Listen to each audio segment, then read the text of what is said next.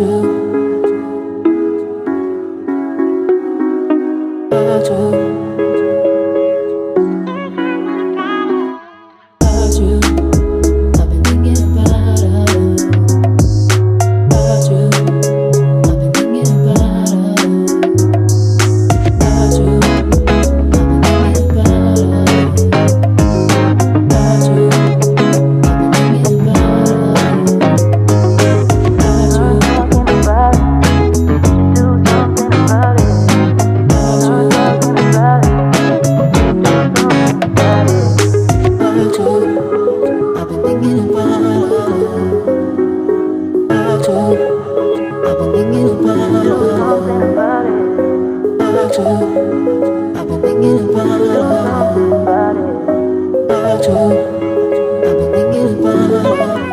sahabat pariwisata, Kami dari kelompok 1. Nah, kali ini di pagi hari ini yang cerah ini kita akan mewawancarai narasumber kita nih, betul nggak? betul. Nah, narasumber kita ini adalah salah satu pemandu museum di Sono Budoyo. Nah, kita bakal ngapain aja sih, Aisyah?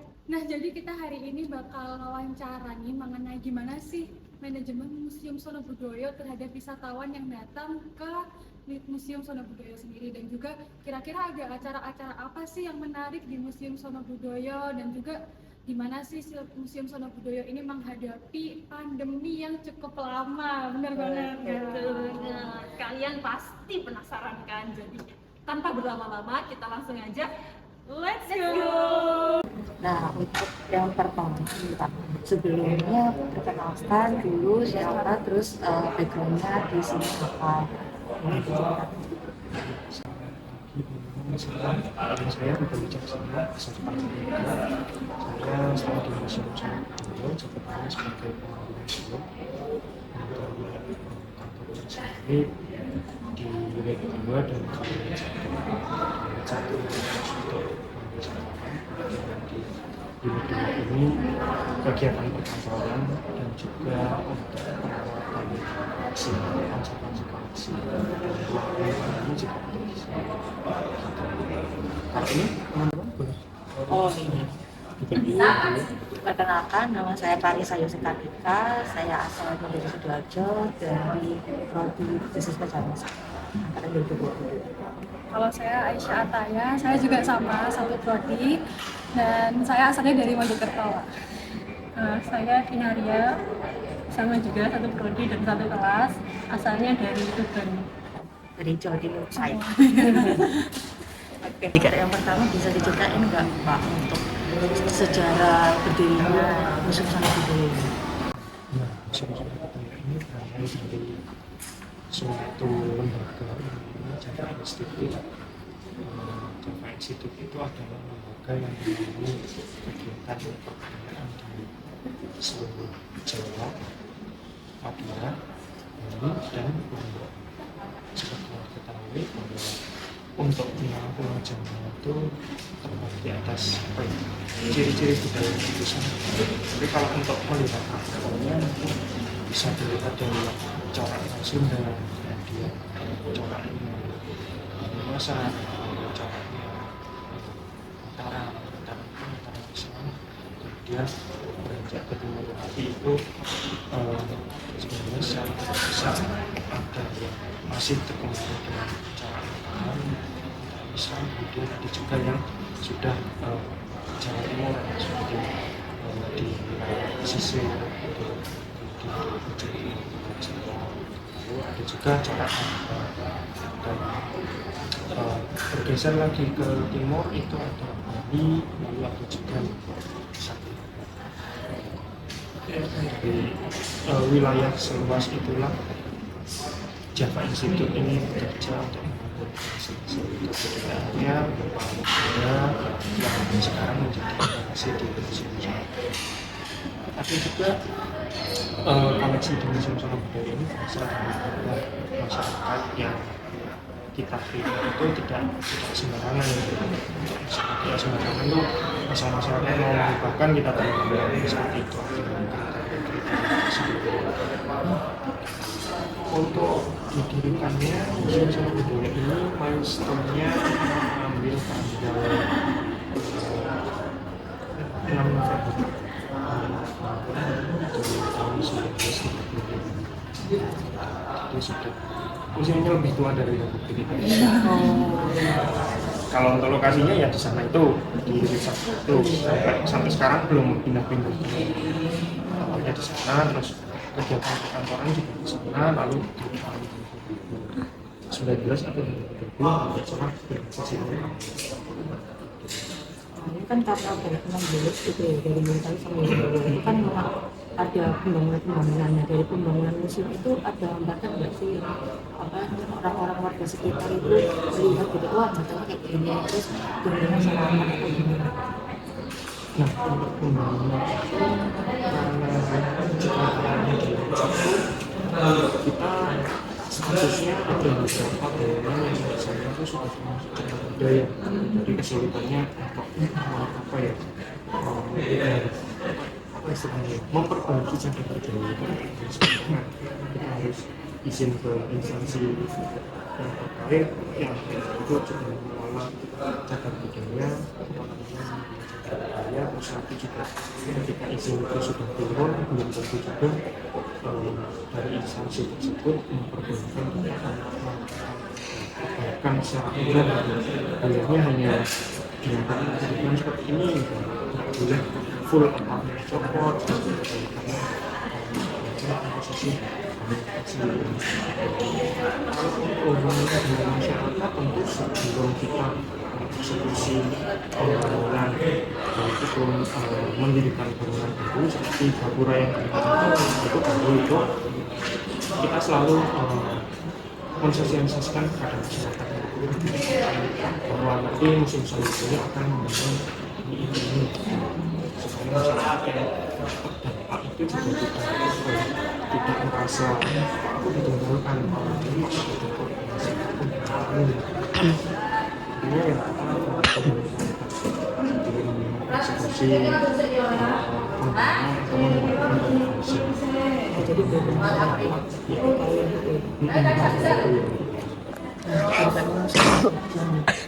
itu ada nggak sih ciri khas gitu, ciri khas dari museum sama budaya yang beda dari museum-museum yang juga Ciri khas museum bisa dilihat dari kegiatan di luar jam operasionalnya. Maksudnya untuk jam kantor, itu kita dari 7.30 sampai 16.00 itu di hari Selasa sampai hari Kamis, kemudian di hari Jumat itu tutupnya di 13.30 atau Sabtu tertentu kembali lagi tutupnya di 13.30. Di luar jam kantor itu kita mengajarkan tahap wisata masyarakat seperti kunjungan ke Manggarai dan Manggarai itu sampai 30 Desember nanti bukanya sampai jam 9. Lalu ada juga atraksi pendukung koleksi museum, ada kulit, ada orang itu mulai jam 8 selesainya jam 1.15. Kemudian ada juga bioskop Solo Budaya, itu bioskop Solo mulainya jam 4 sore sampai jam 9. Kemudian ada musik itu masuknya lewat gerbang utara. Itu kalau khusus untuk pejalan kaki bisa masuk lewat sana. Kalau bawa kendaraan lewat gerbang masuk. Itu musik dari 1930 sampai 2030. Kemudian kebetulan untuk sekarang ini sedang ada makanan temporer di gedung ekspor ini.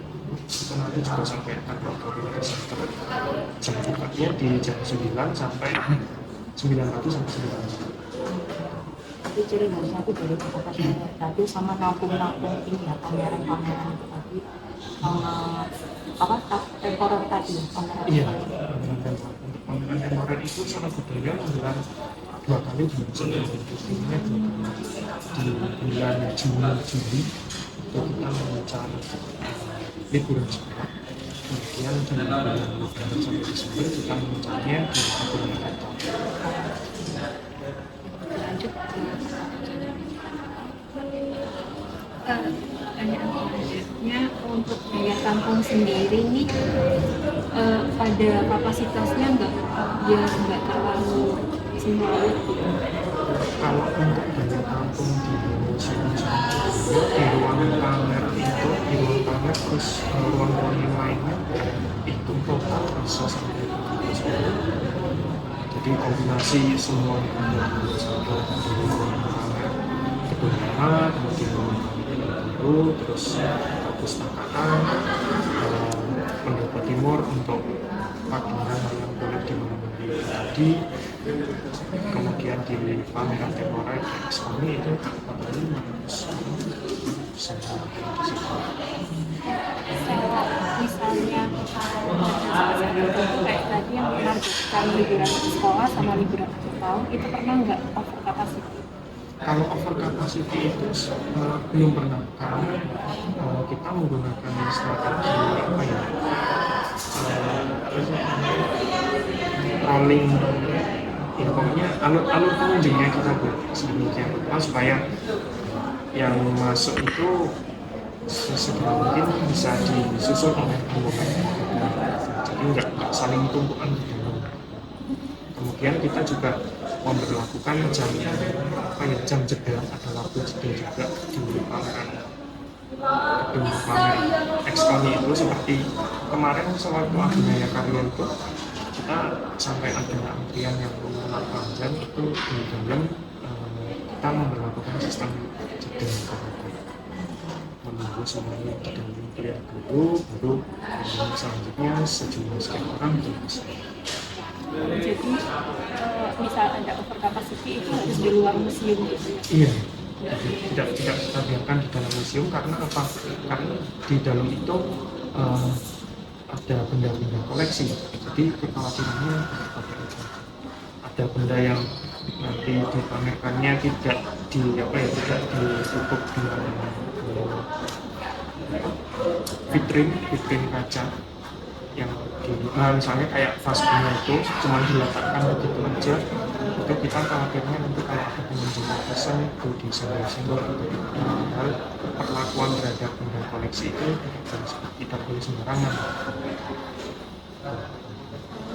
Untuk jumlah wisatawan per tahun sendiri ada targetnya nggak? Kalau untuk jumlah wisatawan itu kami belum mencanangkan target sekian tahun. Tapi yang menjadi target itu adalah pendapatan asli daerah. Jadi dalam 1 tahun itu Sono Budoyo ditarget untuk memperoleh kontribusi terhadap pendapatan asli daerah sejumlah sekian. Lalu untuk proyeksi di tahun selanjutnya biasanya itu dinaikkan 10% dari tahun. Misalkan di tahun ini kita menargetkan 400 juta dari kunjungan, untuk di tahun depan itu 440 juta seperti itu. Kunjungan itu tidak terbatas di ruang pamer saja, tapi juga yang menonton wayang, menonton bioskop, menonton Korea itu juga termasuk kunjungan. Walaupun yang di pameran temporer itu gratis, itu juga itu tetap dimasukkan ke jumlah orang yang berkunjung, bukan masuk ke komponen pendapatan. Yang masuk ke pendapatan itu yang ada tiketnya, seperti gedung pamer lama, gedung pamer baru, dan penonton pertunjukan wayang. Pernah nggak sih Pak? Kan udah ada targetnya nih, terus ada kalanya target itu tidak tercapai gitu. Setahu saya itu belum pernah di 1 tahun terakhir di 2021 sampai 2022 ini, alhamdulillah belum pernah. Walaupun kemarin itu ada sempat pandemi yang menyebabkan keluar surat edaran bahwa kegiatan kebudayaan untuk penyelenggaraan kegiatan itu mengikuti surat edaran tersebut yang harus dibatasi sekian orang, terus dibatasi juga jamnya dari jam sekian sampai jam sekian. Itu alhamdulillah kita bisa mencapai target yang sudah disampaikan. Strateginya ya tetap mematuhi protokol kesehatan. Untuk pengunjung sendiri kan di Museum Seni Budaya banyak koleksi yang bersejarah yang nggak bisa tergantikan kan. Itu untuk pengunjung sendiri gimana cara edukasi biar pengunjungnya itu nggak pegang-pegang atau tidak melanggar aturannya. Jadi itu kita ada sistem preventif dan sistem preventif dan sistem kuratif. Jadi untuk preventif itu kita meletakkan koleksi-koleksi masterpiece itu di dalam vitrin, jadi yang bisa dilihat. Dan ada juga sistem kuratif itu menyarankan kepada pengunjung yang mau berkeliling masuk ke pamer bahwa nanti tidak boleh memotret menggunakan kamera yang ada flashnya tidak menyala, karena itu nanti bisa berhubungan dengan koleksi. Seperti ada kain batik itu, ini ada kain batik yang tidak dimasukkan ke dalam vitrin, itu sudah kami sampaikan juga di awal sebelum pengunjung masuk ke pamer bahwa apabila ada koleksi yang dipajang tidak di dalam vitrin itu tidak boleh dibuka, terus juga flash, lalu kemudian pengunjung tidak diperbolehkan menggunakan kamera profesional untuk mendokumentasikan ketika berada di ruang tamu. Kita juga pasang tulisan jangan melontar seperti itu apabila yang mengantisipasi kalau ada pengunjung liar gitu.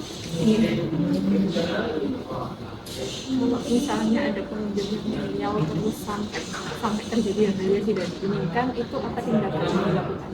Tindakan karena di ruang pamer itu sudah ada CCTV.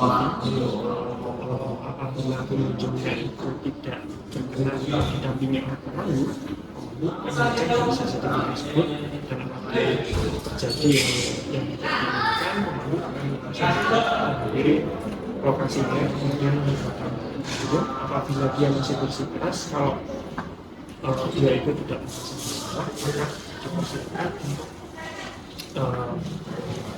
mengajukan protes kepada kepala museum. Dan kemudian dia sudah diperingatkan tidak boleh menggunakan, tapi karena dia masih menggunakan juga dengan itu, kemudian pemandu dihadiri lalu disampaikan bahwa tadi sebelum masuk sudah dibilang dia masih bersikap juga. Akhirnya pemandu silakan baik bapak bila masih tidak berkenan dengan diberlakukan di museum maka nanti untuk selanjutnya bisa menghadap ke tindakan akhirnya sih seperti itu. Kami tidak sampai ke mempersilahkan pengunjung untuk keluar karena dia sudah membeli tiket museum. Tadi itu kan aturannya dibuat untuk melindungi koleksinya. Dan itu cara perawatan koleksinya itu gimana? Cara perawatan koleksinya itu kami ada tim konservasi di sini di laboratorium. Itu masing-masing koleksi itu berbeda cara perawatan. Contohnya seperti merawat koleksi kertas itu kan ada juga yang sudah dari zaman dulu banget itu menggunakan sikat khusus, terus ada dibersihkan juga dengan cairan kimia tertentu. Jadi perawatannya itu menggunakan kaedah ilmiah yang sebisa mungkin tidak merusak koleksi, tidak merusak permukaan koleksi. Jadi benar-benar kita jaga banget kalau bisa itu di maintenance supaya tetap seperti itu adanya, makanya menghilangkan debu-debunya, terus menghilangkan serangganya seperti itu. Kalau untuk menghilangkan serangganya itu bisa dengan divakum. Jadi katakanlah ini pas nanti perawatannya dibersihkan dulu, kemudian untuk memastikan bahwa di dalam koleksi ini sudah ada serangga, dan untuk melakukan serangga juga yang tidak tampak oleh mata, maka koleksi ini dimasukkan ke kotak tertentu, kemudian ada alatnya nanti untuk menghisap oksigen. Jadi kan kalau oksigen itu serangga itu dibiarkan selama sekian hari, lalu dimasukkan lagi ke dalam ruang penyimpanan koleksi di sana. Untuk perawatan koleksinya sendiri kan beda-beda nih Pak. Iya. Itu periodenya sama nggak? Setiap hari ini itu dirawat semuanya atau beda-beda juga? Untuk masing-masing koleksi kita ada 10 kategori dan semuanya itu beda-beda periodenya, tergantung dengan yang sudah tercatat di dalam buku induk. Jadi misalkan koleksi logam nih, uang logam itu dilakukan perawatan setiap sekian jari gitu. Jadi kita nanti ambil sampel aja dari storage itu, kira-kira ini sudah divaksinasi atau belum, lihat ke buku induk. Lanjut. Nah ini hal yang berkaitan dengan kolaborasi antar lembaga. Di Museum Seni Budaya untuk menarik wisatawan atau untuk pengelolaannya itu ada kolaborasi dengan pihak lainnya. Kalau untuk yang dimaksud adalah paket wisata itu setahu saya sampai saat ini belum ada. Jadi saja untuk program publik yang merangkul masyarakat untuk turut berkontribusi dalam kegiatan Museum Seni Budaya itu kami ada program itu dan untuk dari teman-teman kalian kemarin kalau kenal yang namanya Wika Sekar Langit dari bisnis perjalanan wisata ya? Iya. Sama Mbak siapa tuh yang kemarin MC ya itu sempat ada di situ, itu kita ada program seperti itu. Kemudian juga kemarin kita bikin tugas kuliah di sini tuh di Pendopo Timur, itu mereka mengajukan proposal ke kami, menjelaskan dalam proposal itu nanti tugasnya seperti apa, teknisnya dalam apa. Jadi intinya itu kalau masyarakat mau berkolaborasi, monggo dia silakan kirim surat ke Seni Budaya. Nanti di dalam surat itu menyebutkan keperluannya mau ngapain di Seni Budaya, mau tengkar atau mau kunjungan yang dimohon untuk menyediakan pemandu yang spesialisasinya di bagian koleksi ini. Intinya mengajukan surat saja, bisa melalui fisik datang ke Unit 2 karena perkantorannya di sini, bisa juga melalui nomornya itu ada di Seni Budaya Museum @gmail.com. Surat dituliskan dan Kalau misalnya event kayak ada organisasi atau perkumpulan yang mau bikin pameran misalnya atau mau bikin sesuatu di Seni Budaya itu bisa nggak? bisa juga tahapannya seperti tadi dulu kemarin itu sempat ada dari komunitas apa ya meminjam gedung pameran temporer di Expo itu untuk pameran selama sekian hari, itu mereka tetap mengajukan surat juga. Dan itu juga kemarin komunitas meminjam di bioskop Seni Budaya, mereka akan melaksanakan screening film dan diskusi. Itu kemarin kan 2 hari ya, dibagi 2 sesi. Itu mereka mengajukan surat untuk meminjam gedung bioskop Seni Budaya serta fasilitasnya yang ini di sana. Dirinya sendiri Pak, misal ada event, kalau mau buat event di Seni Budaya, mau pinjam tempatnya itu biayanya sendiri berapa ya? Kalau untuk biayanya aku lupa kemarin, soalnya itu ada di Pergub kalau nggak salah yang mengatur mengenai biaya sewa tempat. Yang jelas sampai saat ini yang bisa disewakan itu adalah di gedung pameran temporer di Expo. Kalau untuk yang meminjam lokasi di gedung Pendopo Timur, yang untuk pementasan wayang itu tinggal mengajukan surat. sini? Tadi kan udah membahas yang masa sekarang gitu ya Pak. Kita flashback ke waktu pandemi kemarin. Kan pandemi itu kemarin banyak banget ya sektor-sektor mulai pariwisata, mungkin ekonomi yang terdampak. Nah kalau Museum Seni Budaya sendiri waktu masa pandemi kemarin dampaknya tuh seberapa besar sih Pak terhadap kunjungan wisatawannya? Ya, untuk dampak kemarin ketika pandemi kita kunjungan sempat nol kunjungan itu di rentang bulan sampai Agustus kalau nggak salah. Tetapi kita tetap buka dengan menerapkan protokol kesehatan.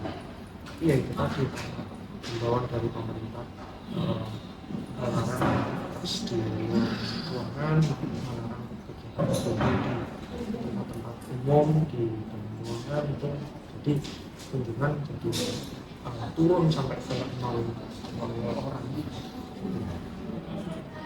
Jadi waktu penurunan yang sampai ke 0 itu kira-kira pihak Zona Budaya terus kayak gimana Pak? Menurut mungkin kita harus bikin acara nih atau mungkin kita harus kayak gini nih gitu.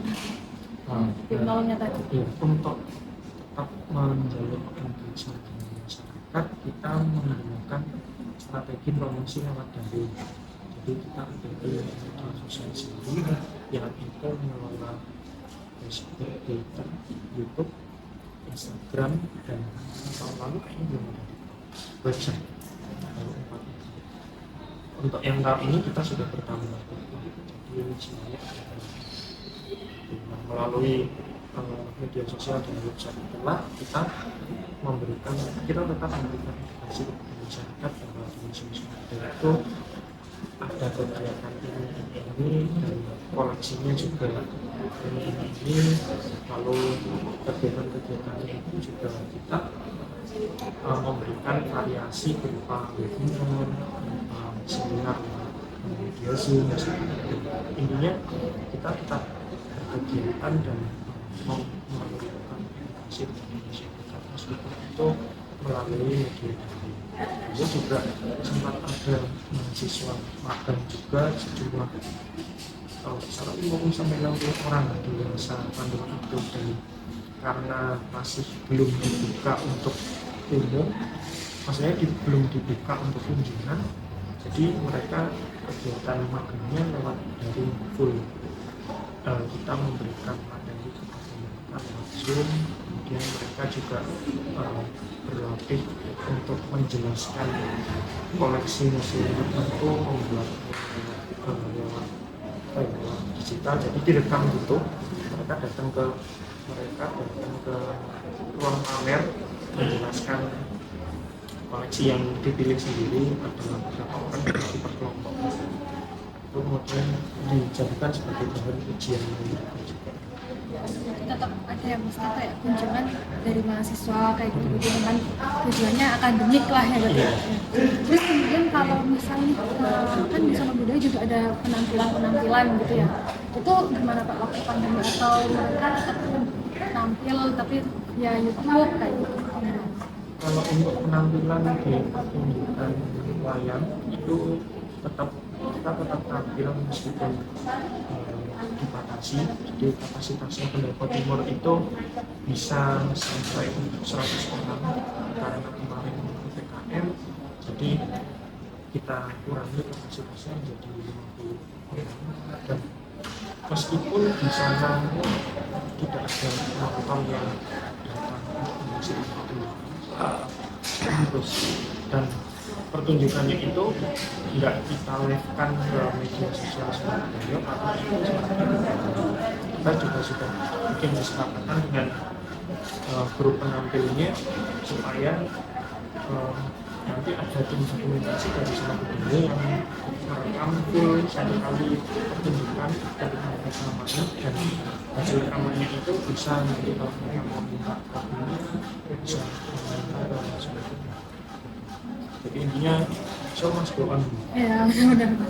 Terus juga masih ada ini nggak sih Pak kayak pameran gitu waktu masa pandemi kemarin?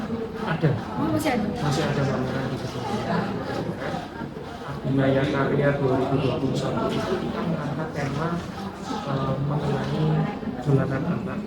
Jadi judulnya kemarin itu adalah Kembara Gembira, Ayo Jalan Ayo Cerita. Kita menyasar spesifik anak, walaupun juga kalau orang dewasa maupun dewasa juga silakan mengangkat koleksi yang berkaitan dengan anak. Seperti kalau dari zaman dulu, zaman Majapahit itu ada celengan dari India, itu kita punya juga dari penjajahan dulu juga terkenal cara untuk menghubungi.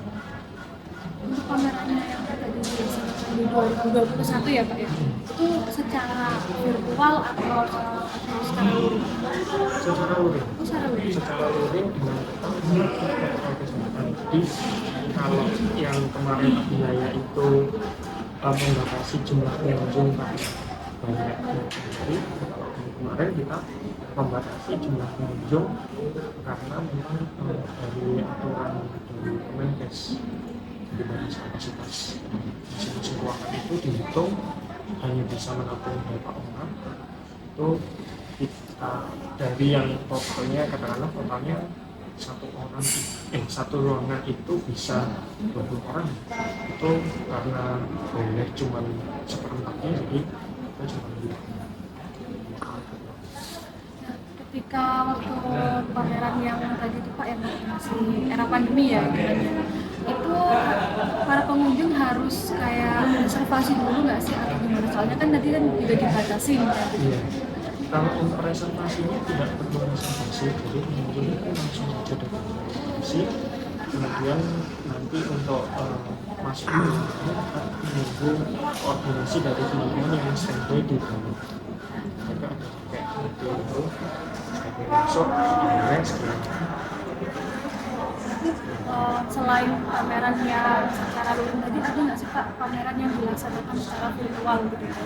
Kalau pameran secara virtual itu ada, itu kemarin di 2019. Di 2019 itu kita mencoba pameran 360 menggunakan media tersebut untuk go digital gitu, karena kita juga sudah melakukan juga tersebut. Nah, untuk nanti ingin tahu seperti apa bisa dilihat di channel YouTube Museum Solo Budaya, itu di pameran karya atau pameran Amex ya sekarang.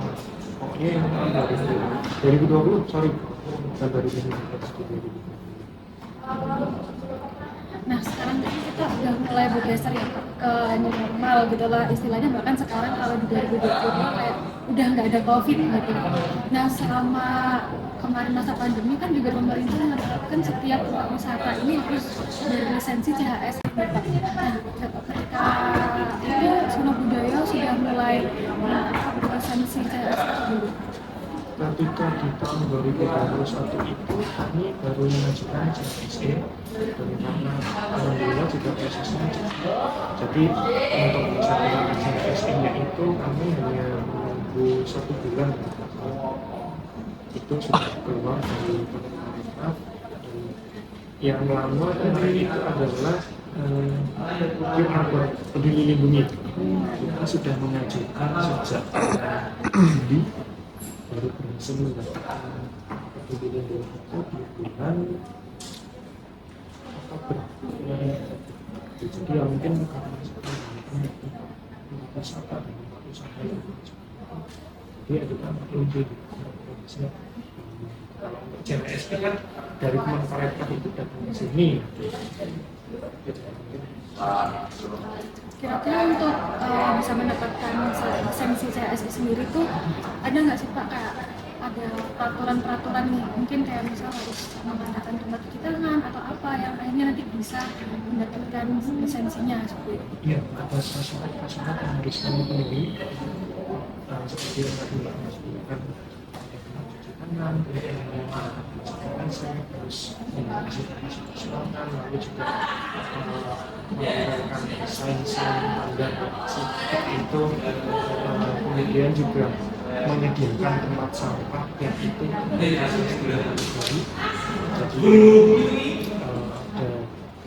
organik, anorganik, juga adalah bahan infeksius, limbah infeksius. Itu untuk masker, terus segala hal yang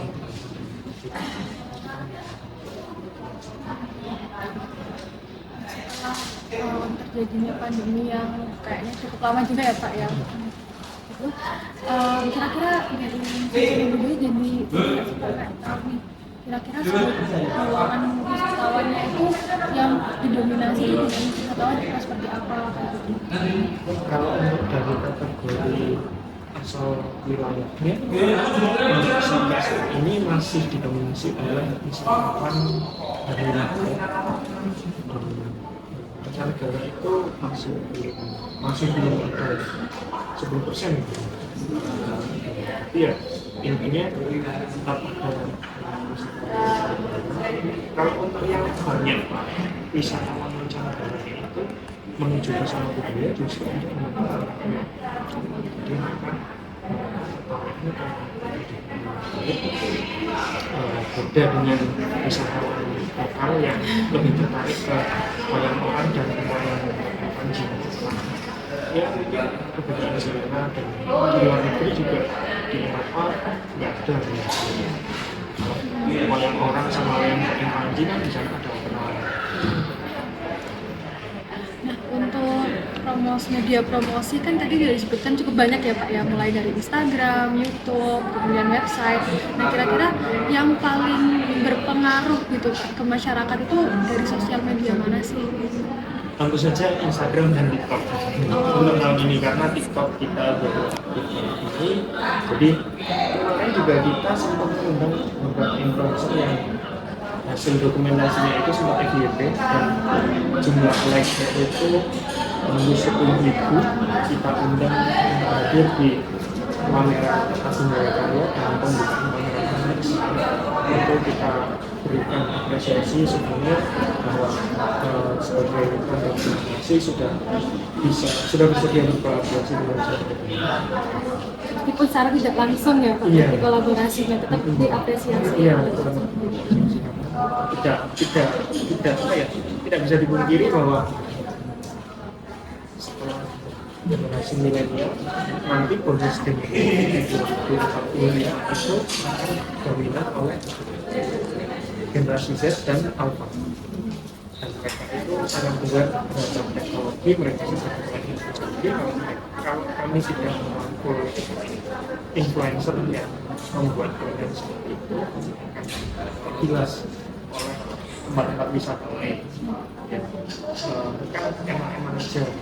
Sampai saat ini museum sudah dikatakan museum medis kesan angker lah zaman dahulu sudah kita full influencer yang membuat konten tentang wisata budaya ya sebenarnya mereka turut mempromosikan. Kalau dari Instagram sendiri biasanya apa sih Pak yang di-upload gitu? Kalau dari Instagram itu kita mengupload keseharian di Sono Budaya seperti persiapan pameran, membuat fotokopi, konservasi koleksi untuk koleksi-koleksi tertentu itu dikonservasi seperti apa namanya, terus juga untuk pemanduan, misalkan ada tamu dari sekolah mana gitu kita dan uploadnya ke sudah terus saja di kegiatan sore sampai malam seperti itu saja. Terus juga kalau ada kolaborasi dengan perguruan tinggi ini nanti kebetulan ada ujian dari Universitas Sarjana. Mereka meminjam gedung Purwokerto Timur untuk menyajikan hasil ujiannya pada dosennya dan kita tim medsos kita nanti akan kolaborasi dengan mereka untuk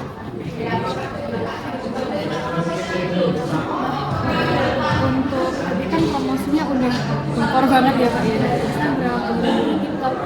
Nah dengan adanya ini kira-kira sangat membantu nggak sih Pak meningkatkan wisatawan dari yang awalnya pandemi sampai nol, terus kemudian udah mulai normal. Kira-kira sangat promosi melalui sosial media? Iya, sangat berpengaruh karena tidak seperti yang tadi saya bilang, saya ambil juga sekarang perkembangan teknologi itu semakin pesat ya. Dan teknologi sudah seperti apa ya? Yang ringan.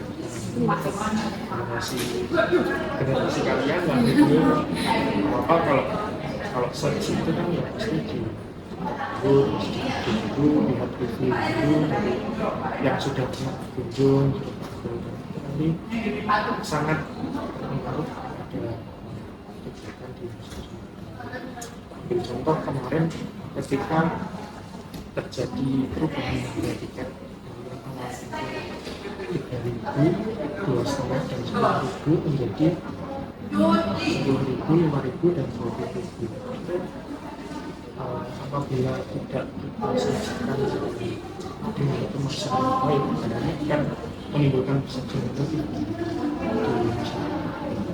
Dan kemudian juga kita merasa terbantu dengan adanya beberapa review dari pengunjung atau akun-akun official IG lainnya yang sudah berkunjung ke Sono Budoyo, itu membantu mempromosikan bahwa kenaikan tarif tiket dari 3.000 ke 10.000 itu yang akan kamu dapatkan ini loh. Jadi nggak melulu kesannya di pasar itu cuma itu menjadi profit. Nah, museum itu tidak berbentuk untuk menjadi tujuan utama museum adalah sebagai lembaga edukasi untuk masyarakat, kemudian sebagai pendidikan, tempat pendidikan sebagai masyarakat, dan yang selanjutnya barulah tempat edukasi.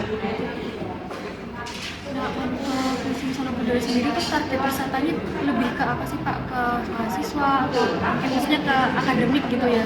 Atau seperti apa target wisata? Kalau ini target wisatawan kita menargetkan ke umum, jadi tidak tersegmentasi museum aja.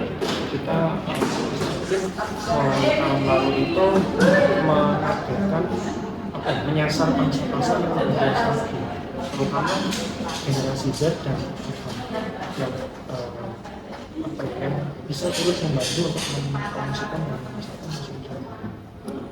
Nah, kalau misalnya Pak ya dari usia yang kita ini kadang kan mikir apa sih museum kan membawa seni gitu ya, kayak kita ngapain kesana nonton koleksi aja gitu kan. Minat dari anak-anak muda itu bisa dibilang masih cukup rendah ya, middle gitu lah Pak. Kira-kira ada nggak sih Pak cara-cara dari Museum Sono Budoyo untuk menembak para anak-anak muda ini biar ayo berkunjung ke Sono Budoyo kayak gitu? Ada, kita melalui strategi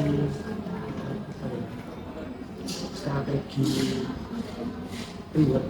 Jadi kita bikin list di Instagram, kemudian dari pemenang listnya itu nanti kita seleksi berupa souvenir dan bisa juga tiket gratis untuk berkunjung ke museum atau tiket gratis menonton pertunjukan wayang. Itu sudah kita lakukan ketika kemarin ada pameran temporer di SCH. Itu ya SCH ya, yang di utaranya Ringwood Jawa ini.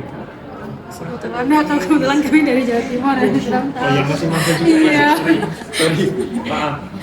Jadi itu kemarin di SCH kita ada pameran temporer, ada semacam roulette gitu. Kemudian yang mau nyoba itu kemudian di nomor berapa pertanyaan, kalau bisa jawab itu hadiahnya ini, kalau nggak bisa jawab kita kasih souvenir. Untuk pertanyaannya sendiri kita bagi-bagi berdasarkan tingkatan, ada yang level tinggi, level menengah, dan level rendah. Kalau yang level tinggi itu mereka bisa dapat tiket gratis menonton pertunjukan wayang atau tiket gratis juga masuk ke museum.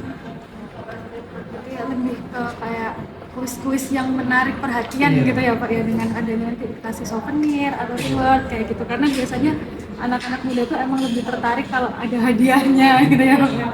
Nah, untuk pengelolaan dari Museum Sono Budoyo sendiri gimana sih Pak cara mengelola museum biar tetap eksis gitu di era sekarang gitu. Kalau untuk pengelolaan museum yang eksis, tentu saja memanfaatkan teknologi. Jadi di dalam ruang pamer itu kita pasang instalasi video mapping, kemudian kita pasang juga foto booth yang offline, lalu ada juga video interaktif. Jadi semacam layar video screen itu menyajikan koleksi keris. Jadi kalau pengunjung ada yang kerisnya itu nanti bisa tampil ini informasinya ini namanya apa, kemudian penggunaannya seperti apa. Berarti lebih disesuaikan dengan eranya ya Pak ya, biar nggak terkesan kayak kuno dan membosankan gitu. Nah, kebetulan kita juga udah di penghujung pertanyaan ya Pak ya terakhir. Kira-kira closing statementnya Bapak apa nih buat teman-teman di luar sana gitu? Atau mungkin pesan-pesan buat teman-teman kayak biar mereka tuh juga tertarik untuk berkunjung ke Sono Budoyo. Di teman-teman dari masyarakat mungkin juga budaya, Museum Sono Budoyo ini menyajikan koleksi dari kebudayaan di Pulau Jawa, kemudian di Bali dan Lombok, dan tampilan yang kami sajikan di ruang pamer itu sebisa mungkin tidak membosankan, tapi juga sudah merangkul teknologi supaya ada variasi bagi teman-teman yang mau membuat konten yang dirasa di museum Sono Budoyo. Kemudian untuk pertunjukan koleksi, teman-teman juga bisa menyaksikan kemasan-kemasan pertunjukan wayang topeng, wayang kulit yang menggunakan istilah-istilah kekinian. Mungkin sewaktu booming apa ya,